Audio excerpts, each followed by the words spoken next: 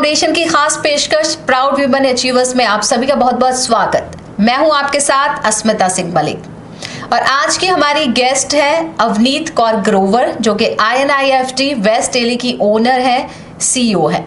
तो वो कैसा रहा उनका सफर, क्या क्या अचीवमेंट्स उनकी अभी तक रही हैं, उन्हीं से जानते हैं। सबसे पहले तो उनका वेलकम करेंगे। हेलो, सत श्री अकाल, welcome Avneet ji. Thank you. INIFT, ये इसकी शुरुआत आपने किया, फाउंडर हैं, CEO हैं, तो कहाँ से इसकी शुरुआत हुई, क्या आइडिया था इसको स्टार्ट करने के पीछे? एक्चुअली पहले मैं एक हाउसवाइफ थी, अपने बच्चों के साथ बिजी थी, लेकिन जब वो थोड़े बड़े हुए तो मुझे लगा कि मुझे कुछ करना चाहिए, बिकॉज आजकल लेडीज़ हर एक के साथ compete कर सकती हैं, तो वाई नॉट। और मेरा जो करियर है, जो मैंने अपने बचपन में करा था, वो फाइन आर्ट्स में था और मेरी सिस्टर ने निफ्ट करा था, तो मुझे थोड़ा बहुत फैशन का पता था और मैं इंटरेस्टेड थी, मुझे बहुत शौक था बचपन से। तो मैंने बोला क्यों नहीं मैं खुद एक ऐसा इंस्टीट्यूट शुरू करूं जहां पर बच्चे आके फैशन और इंटीरियर्स सीख सकते हैं। इंस्टीट्यूट शुरू करना जाहिर है बहुत आपको वर्क चाहिए, उसके लिए बहुत सारी प्रिपरेशंस चाहिए, बहुत सारे एफर्ट्स चाहिए। तो एकदम 100% श्योर थी या कुछ थोड़ा सा डाउट था मन में? 100% श्योर इसलिए थी क्योंकि मेरी फैमिली मुझे बहुत सपोर्ट करती है, मेरे हस्बैंड, मेरे इन लॉज बहुत सपोर्ट करते हैं, तो मुझे पक्का था कि मैं ये कर सकती हूँ। तो मैंने ये स्टेप लिया और मुझे लगता है कि मैं अभी बहुत अच्छा कर रही हूँ इसके साथ। ज़्यादा ये वाला सेंटर ज़्यादा नया नहीं है, जैसे हमारी बात हो रही थी पहले, अभी आपने 3 years बैक ही शुरू किया है, ठीक है। जब आपने शुरू किया तो उस वक्त स्टार्टिंग में क्या था आपके सामने सबसे बड़ा और फर्स्ट चैलेंज क्या था?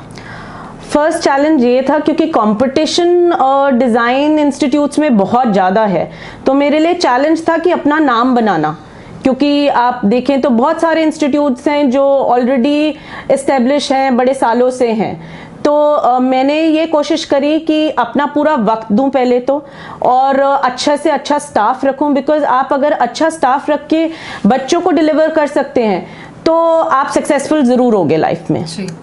तो वो मेरा मोटिव था। ओके। एंड उसके बाद हमने देखा कुछ भी आपका जो काम है, ये इंस्टीट्यूट है, हमने कोरोना पीरियड आया, तो कोरोना में जाहिर है सबके लिए बहुत चैलेंजिंग था, क्या आपके लिए भी था? वाई नॉट, बिकॉज हमें तो एक साल ही ख़त्म भी नहीं हुआ था और कोरोना आ गया था, तो मेरे लिए बहुत ज़्यादा चैलेंजिंग था क्योंकि स्टाफ भी नया था, एक पहला साल था तो बच्चों को। बट विद दैट हमने पूरे एक टीम वर्क के साथ काम करा, बिकॉज टीम हमेशा अगर इकट्ठे लेके चलोगे तो बहुत सक्सेसफुल होते हैं। एंड हमने बच्चों को ऑनलाइन क्लासेस दी, ट्राई करा कि उनको ये फील नहीं हो कि हम ऑनलाइन ले रहे हैं, उनको पूरा सपोर्ट करा, उनको मतलब पूरा वक्त दिया। और साथ साथ हम जूरीज भी रखते थे कि बच्चों को भी लगे कि काम हमें दिखाना पड़ेगा, और सेलिब्रिटीज़ भी हम जूरी में बुलाते थे ताकि उनको लगे कोई आ रहा है हमारा देखने काम, तो वो अपना काम करते थे और वो उस टाइम पे भी सीखे, चाहे वो बहुत चैलेंजिंग था क्योंकि प्रैक्टिकल काम करना ऑनलाइन बहुत मुश्किल है, पर हमने उसको भी अचीव करा। राइट। तो ये आपने अभी शुरू किया, अभी 1 ही साल हुआ था आपका इंस्टीट्यूट स्टार्ट हुए, लेकिन उसी बीच कोरोना आ गया। कोरोना ने इतने सारे चैलेंजेस आपके सामने खड़े किए, और जैसे आपने बताया कि क्योंकि ये इस तरह का काम है कि शायद ऑनलाइन बहुत ज़्यादा पॉसिबल नहीं है, तो उस टाइम आपकी सपोर्ट सबसे बड़ी क्या थी? मैं सपोर्ट कहूँगी मेरी टीम थी, क्योंकि उनके बिना मुझे लगता है मैं कुछ नहीं कर सकती हूँ। मैं उनको गाइड कर सकती हूँ, लेकिन करना तो उनने ही है। तो उनने बच्चों का पूरा अपना टाइम दिया, बच्चों को पूरा जैसे इंस्टीट्यूट में सिखाते हैं वैसे सिखाया, और मतलब हमने अपनी पूरी जी जान लगा दी कि हम किसी टाइम भी अवेलेबल थे बच्चों के लिए। ओके। 3 साल हो गया आपके इंस्टीट्यूट को, इन 3 सालों का सफ़र आपका कैसा रहा है? क्या कुछ नेगेटिव रहा, कितना पॉजिटिव रहा? 3 सालों में पहले तो मैं आपको बताऊं कि हमने 2 अचीवमेंट्स करी हैं हमारे इंस्टीट्यूट में। INFD में बच्चों को चांस मिलता है Lakme fashion week, New York fashion week और लंदन फैशन वीक में पार्टिसिपेट करने के लिए। और जो लैक्मे फैशन वीक होता है वो एक आप 60 सेंटर्स जो दूसरे हैं सब compete करते हैं इकट्ठे, तो 2 सीजन से मेरे इंस्टीट्यूट ने, INFD वेस्ट दिल्ली ने लैक्मे फैशन वीक जीता है मेरे स्टूडेंट्स ने।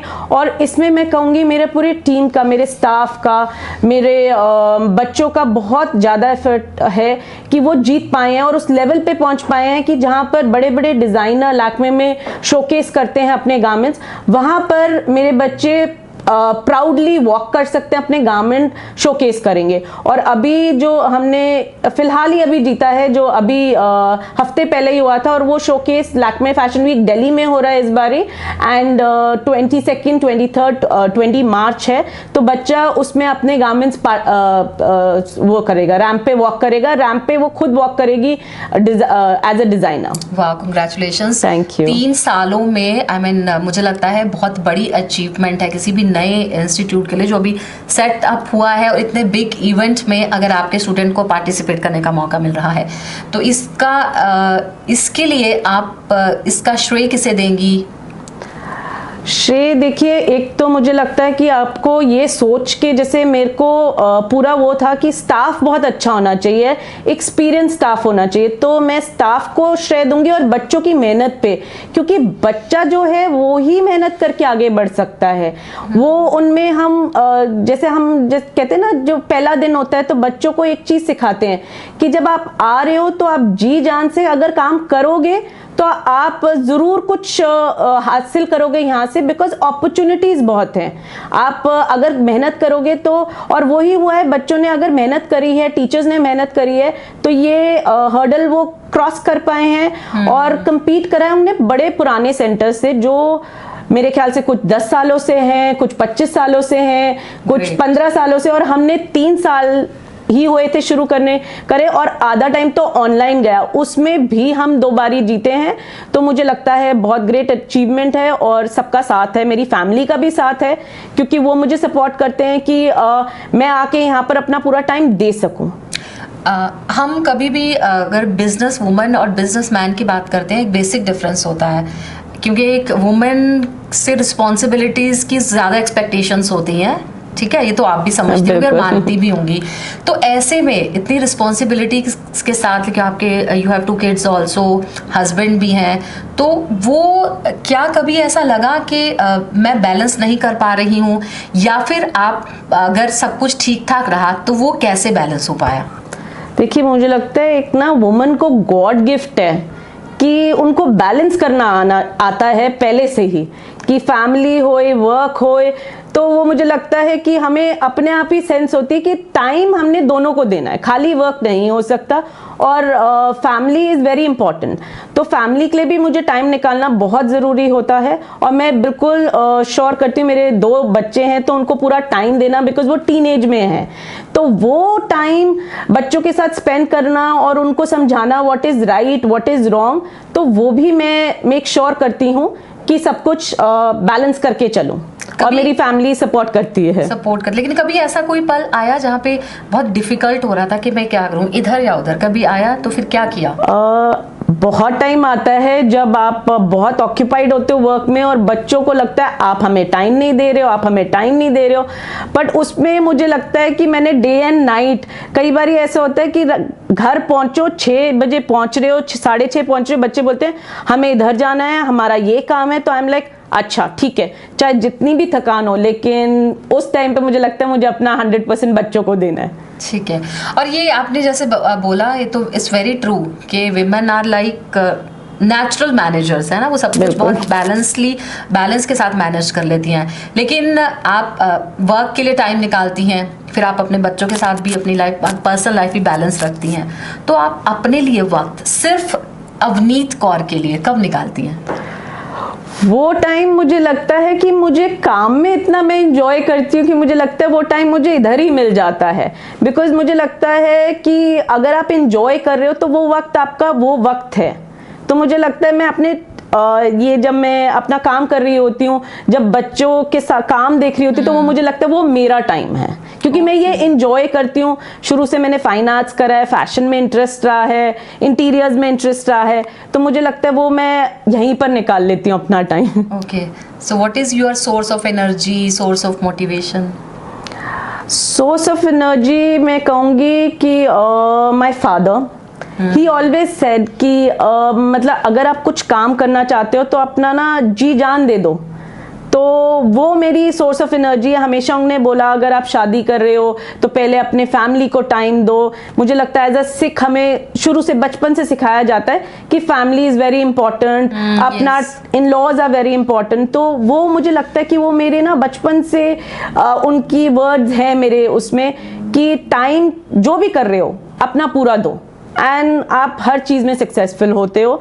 यही शायद रीज़न है कि मेरी फैमिली बहुत सपोर्टिव है, मेरे इन लॉज बहुत सपोर्टिव है, क्योंकि शायद मैंने उनको मेरे फादर के अकॉर्डिंग मैंने वो प्यार दिया और बहुत सपोर्ट उनकी तरफ से है और मेरी तरफ से भी सेम है। आपके लिए सक्सेस क्या है? मेरे लिए सक्सेस आप कभी भी सेटिस्फाइड नहीं होते सक्सेस से, आप बोलते हो और लेवल। तो मेरे लिए सक्सेस आई वुड से कि अगर एज अ फैमिली में सबको सेटिस्फाई कर सकूं, अपने बच्चे मेरे सही मुकाम पे पहुंचे और यहाँ पर जो इंस्टीट्यूट है वहाँ वो भी इतने सारे मैं तो उनको अपने स्टूडेंट्स ही कहती हूँ, बच्चे ही कहती हूँ, तो वो भी उस मुकाम पे पहुंचे कि यहाँ से सीख के जाएं और वो सक्सेसफुल होएं और वो बोले मैं INFD वेस्ट दिल्ली से पढ़ के आऊँ, तो मेरे लिए मुझे लगता है वो सक्सेस होगी। ओके, अचीवमेंट्स 5 साल बाद क्या सोचती हैं आप, क्या पाना चाहती हैं? 5 साल बाद मुझे लगता है कि मैं इस इंस्टीट्यूट को बढ़ते हुए देखना चाहती हूँ कि दिल्ली में INFD वेस्ट दिल्ली का नाम होना चाहिए है। बच्चे जैसे 2 सालों से विन करते हैं लैक में, तो आगे भी विन करें और आगे मुझे लगता है कि वो कहीं अच्छे जॉब्स पे अच्छे एस्टेब्लिश्ड हों, अपने खुद के फर्म्स हों उनके, तो मैं वो देखना चाहती हूँ क्योंकि उनके साथ मैं बढ़ूंगी। Okay, what is your success mantra? To make my team together. Success आपको तभी मिल सकती है, खाली आप मैं नहीं कह सकते। मैं को पीछे रख के टीम के साथ आप अगर चलेंगे तो वो है सक्सेस, क्योंकि तभी आप सक्सेसफुल हो सकते हो। तो जितनी मैंने अभी तक आपसे बातचीत की है, मुझे ये तो समझ में आया कि कोऑर्डिनेशन, कोऑपरेशन, ये बहुत बड़े पॉइंट्स हैं आपके लिए सक्सेस से जुड़े हुए। ठीक है, तो आप अपनी टीम जब चूज करती हैं तो क्या देखती हैं उनमें? पहले तो उनकी क्वालिफिकेशन।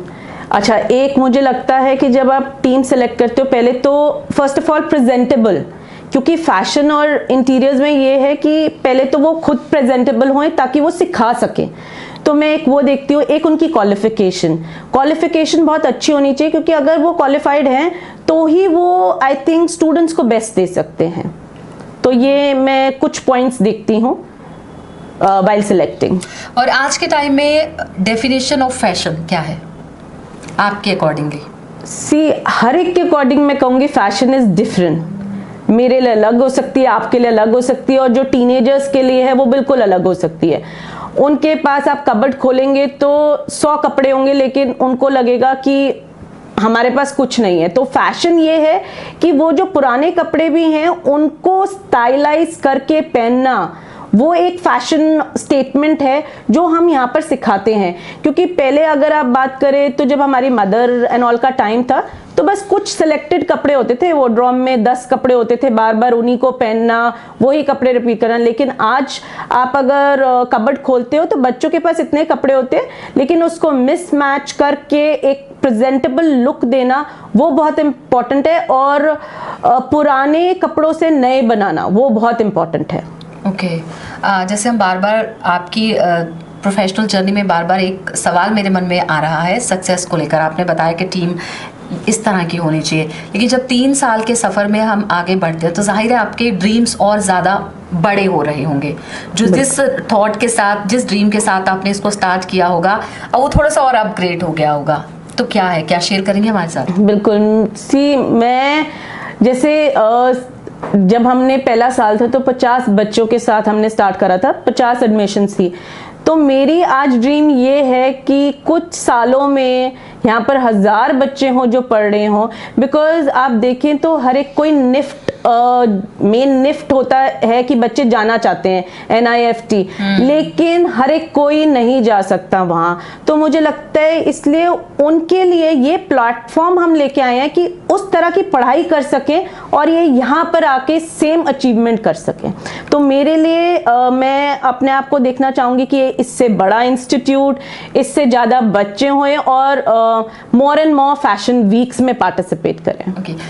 आप जिस इंडस्ट्री में है, फैशन वर्ल्ड की हम बात करें, बहुत ही कॉम्पिटिटिव है, तो कंपटीशन में बने रहने के लिए, कंपटीशन में विनिंग के लिए क्या कुछ होना चाहिए? क्या आपकी पर्सनालिटी होनी चाहिए और क्या आप में क्वालिटीज होनी चाहिए? एक तो फैशन बहुत जल्दी बदलता है, आज कुछ और है, कल कुछ और होगा। तो वो जो ट्रेंड स्टडीज़ हैं और उसके साथ चलना, बिकॉज फैशन की स्टडीज़ भी इसी साथ बदलती हैं, तो आपको उसके लेवल पे ट्रेंड्स और सब कुछ अपडेट रहना पड़ेगा, तभी आप इस वर्ल्ड में कॉम्पीट कर सकते हैं। क्योंकि मुझे लगता है जो कुछ साल पहले बच्चे पढ़ते थे, आज वो बिल्कुल भी यूज़फुल नहीं होगा, क्योंकि इतने चेंजेस आ चुके हैं फैशन इंडस्ट्री में। राइट। अच्छा, आप फैमिली लाइफ भी बहुत अच्छे से संभाल रही हैं, बैलेंस कर रही हैं प्रोफेशनल और पर्सनल लाइफ में, लेकिन इसके साथ साथ आप WSCC से भी जुड़ी हैं। बिल्कुल। तो उसके लिए आप कैसे वक्त निकालती हैं? उसमें आपकी क्या रिस्पॉन्सिबिलिटीज़ हैं?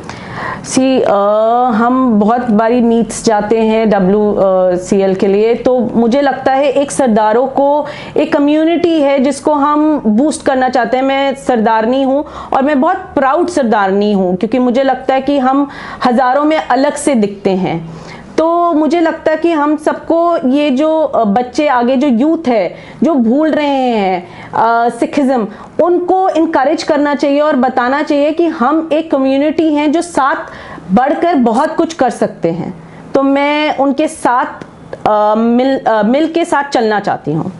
और आप सभी विमेन के लिए जो इस वक्त आपको सुन रही होंगी, आप कुछ कहना चाहेंगी, कोई मैसेज देना चाहेंगी बीइंग अ वुमन सक्सेस के लिए, या फिर आपके जैसी बहुत सारी फीमेल्स और होंगी जो बहुत टैलेंटेड है लेकिन किसी भी रीज़न से घर से निकल नहीं पा रही हैं, तो कोई मैसेज आप उनको देना चाहेंगी? बिल्कुल, मुझे लगता है कोई टाइम नहीं है कि जब आप कुछ अपना स्टार्ट करना चाहें।